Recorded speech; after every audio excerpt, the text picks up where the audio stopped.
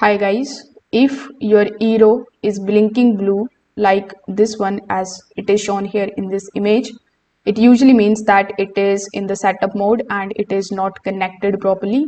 So in this guide, you are going to learn what it actually means and how you can fix it quickly. So on your Eero router, a blinking blue light means the device is ready to be set up and has been reset. So now it is just waiting for the connection to your network through the application. So in order to fix it, first of all, you just have to simply open your Eero application on your phone. Now, when you are inside it, simply click on this plus icon on the top right hand corner of the screen. Now this is going to open this type of section in front of you. So simply select the option of add a device.